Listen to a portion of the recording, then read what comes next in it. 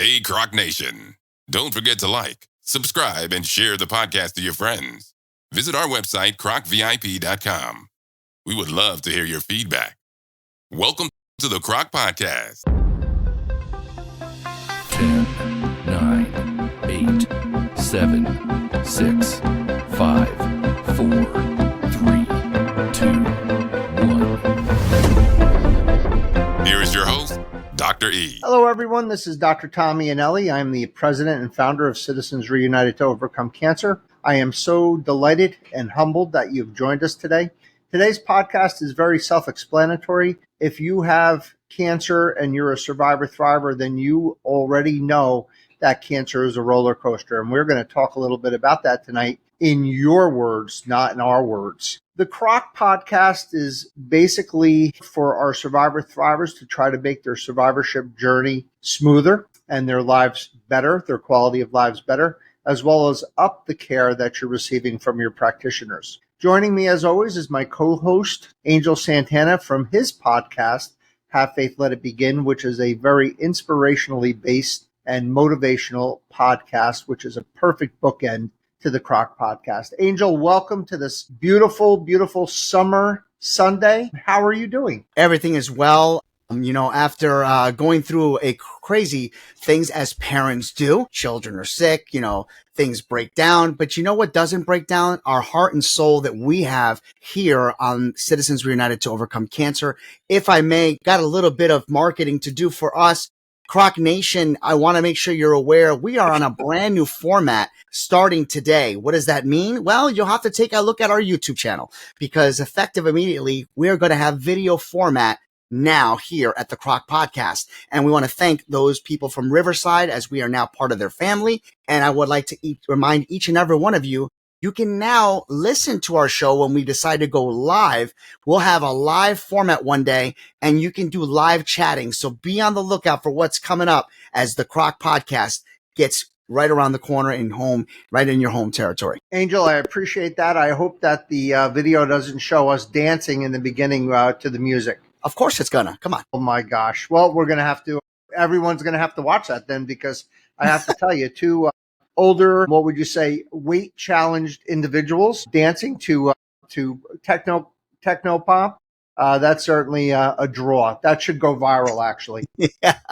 But getting back to the point, Angel, getting into the podcast, summer is here. So let me tell you, everybody out there in the Croc Nation, we bring our own personal experiences to this podcast, as well as your personal experiences that you so wonderfully share with us to try to help your fellow survivor thrivers have a easier time of it. And when I look back in my childhood and I think about summer, there's a couple things I think about, two in particular. I think about one at St. Gerard's, which was my parish and my little grammar school.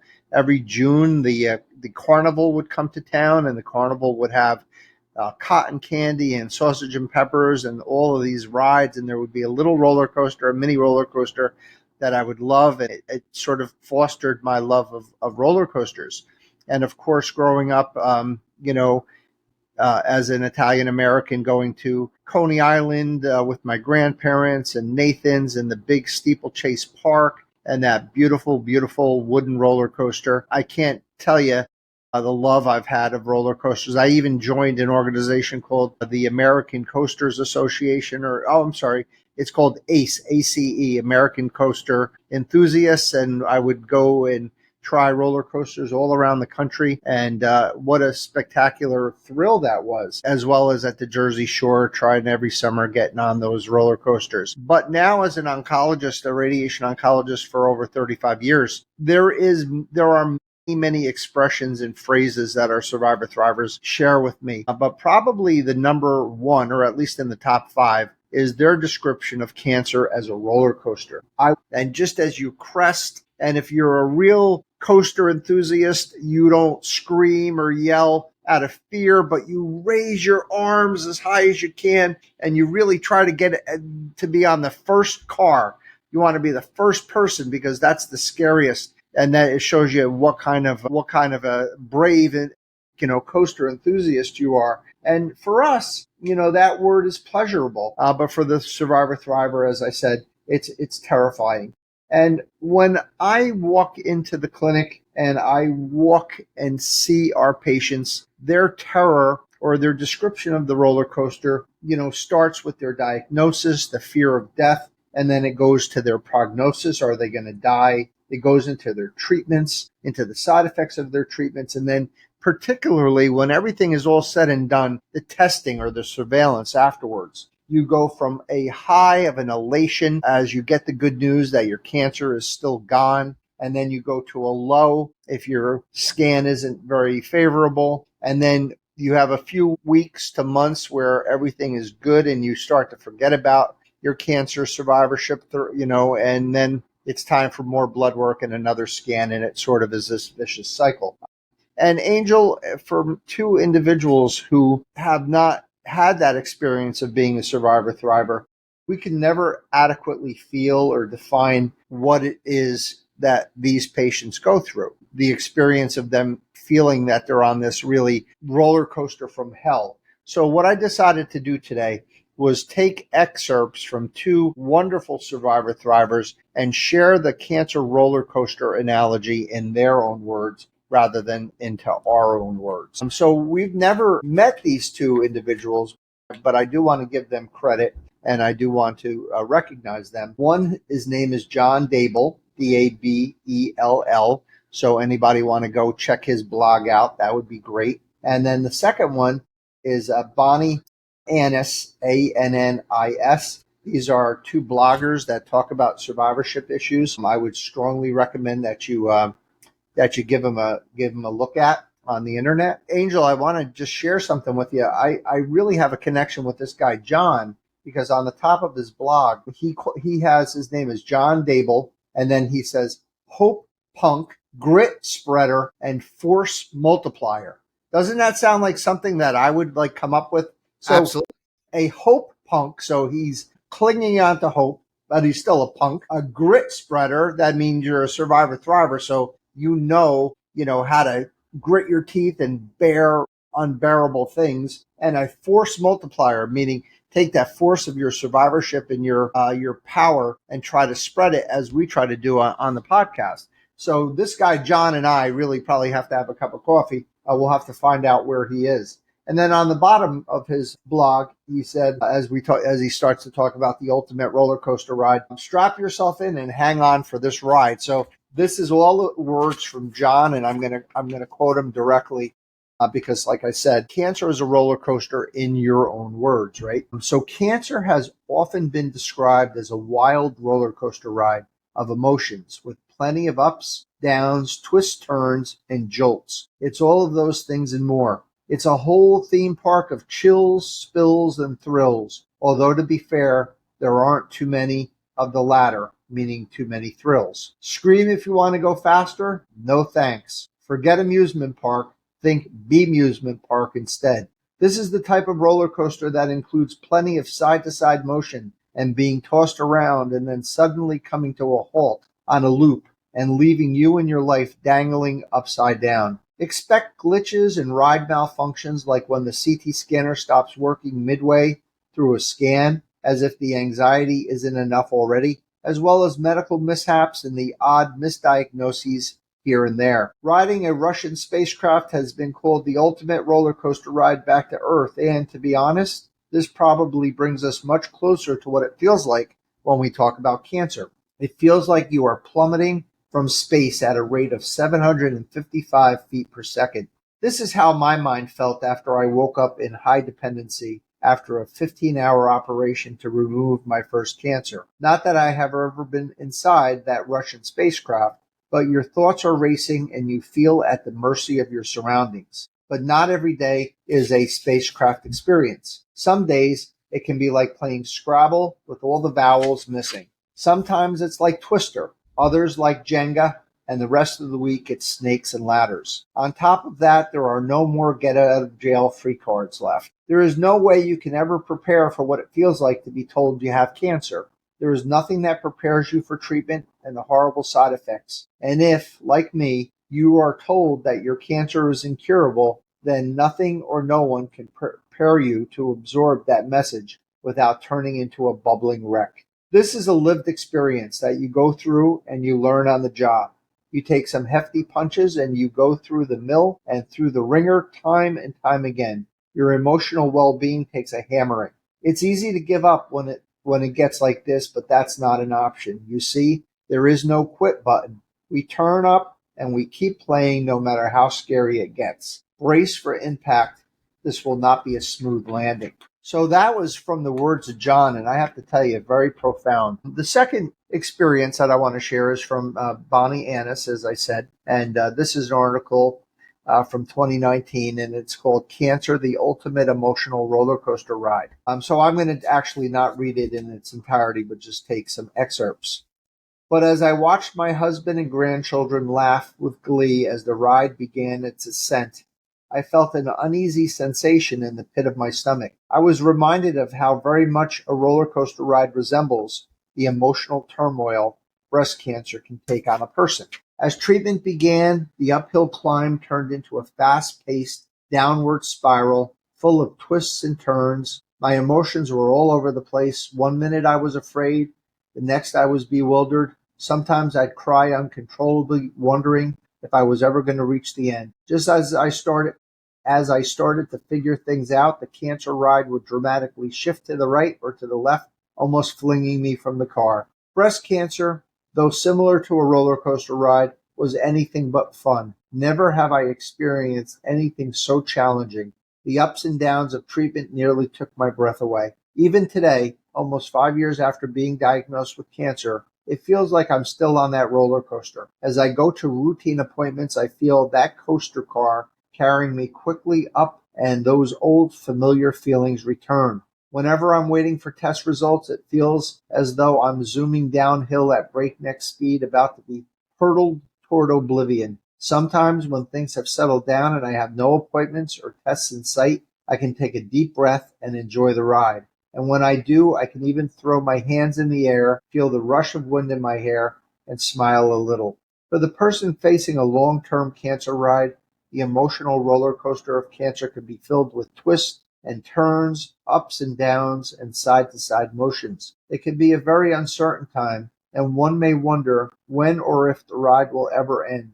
And while these feelings are probably very common, sometimes it would be nice to have the ride come to a complete stop, allowing us to disembark and return to normal. Emotional stress comes along with the diagnosis of cancer, but when we can understand what to expect ahead of time, it makes the ride a little easier. If your doctor doesn't take the time to explain what's coming next, don't be afraid to ask. Asking might help you avoid the unexpected feelings of being out of control in your own life, and maybe, just maybe, you can find a way to grab hold and even shout out a little wee as your journey continues. Now, Angel, as I said, we cannot understand what it feels like to be a survivor thriver, to feel this roller coaster of despair and elation. But we can do something, and there is something we can contribute from our own words to this podcast. So when I was a young adult, I had never gone to Disney World when I was a kid, but I did take my kids when they were very young.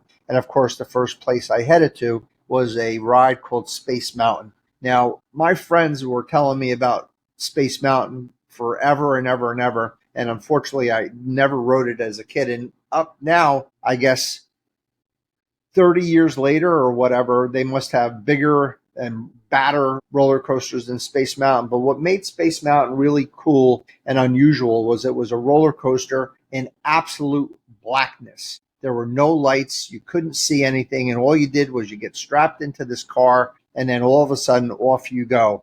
And to Bonnie's point, what we can do, even though we can't understand this feeling of being on a roller coaster, what we as your doctors and your caregivers can do is we can be sort of like that space center. We could be NASA. We could be Houston. You could have a headphone on and we could be communicating to you while you begin your ascent on Space Mountain. We could say, okay, Bonnie, you're going to go up for about 30 seconds and then prepare for a little stop. And then all of a sudden, quickly, you're going to go straight down. And about 4 seconds after that, you're going to make a quick right. So prepare for that impact and that G-force. So we can actually prepare you. You're going to be on that roller coaster, but we can be on that roller coaster with you, guiding you through the ups and downs and the sideways and all that type of thing. So that is my analogy. So, for instance, if we were to break things down again using the space analogy, to liftoff, to orbit, and to reentry.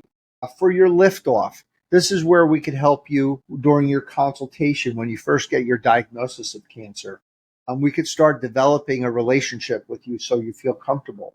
We can start opening a line of communication where it doesn't take an act of God to get in touch with your oncologist. We need to have you be able to get in touch with us seamlessly with one phone call without a 30-minute wait.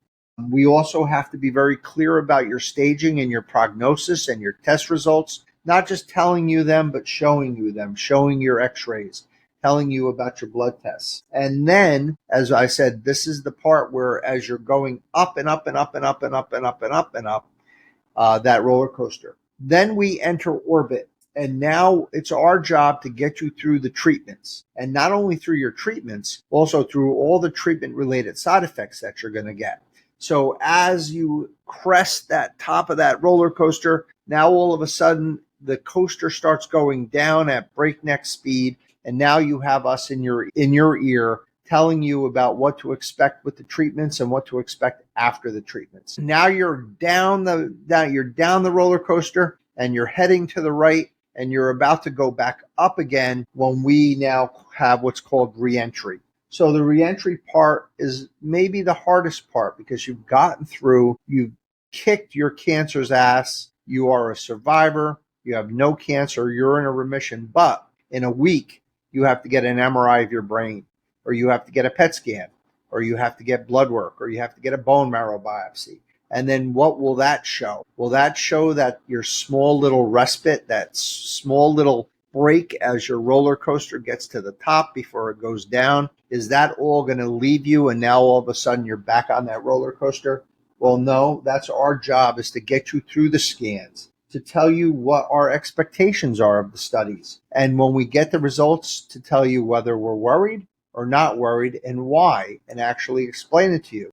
But not just explain it to you, also have a plan on how to manage whatever the results of that testing shows. And I think that if we do all of these things well, we can change the experience of your roller coaster from one of a terrifying Space Mountain experience in Disney World to one of a wonderful roller coaster ride at that famous wooden roller coaster at Coney Island. Angel Santana, your thoughts about the podcast? You know, as somebody who is very scared of heights, I don't feel like I am anymore because of the description you provided us. I feel as if I'm at peace because no matter how many times we can talk about the ups and downs, the twists and turns, and all the different types of things that we will encounter, nothing will prepare us for what these people are going to endure, because let's be honest, we kind of know what's already coming when you're on the roller coaster. You're able to see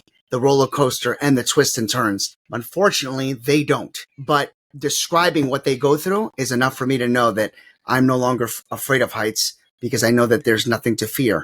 Something that we have to consider for the future. Beautiful. Thank you, Angel. In closing of this podcast, I just want to recognize again our two authors, John Dable and Bonnie Annis. And I want to just say thank you to them for helping put into words the analogy or the experience that our survivor thrivers have with their cancer journey as being on that roller coaster from hell. I think being able to use these excerpts to assist our survivor thrivers with words from some of their comrades in arms rather than from people who have not walked a step in your shoes, I think is very helpful. And I really want to encourage all of our survivor thrivers out in the Croc Nation to write your feelings down. Get yourself a journal book, start journaling. Start blogging, get yourself a website, put this stuff out here. I would have never met John and I would have never met Bonnie had I not thought about this podcast and then just basically did a quick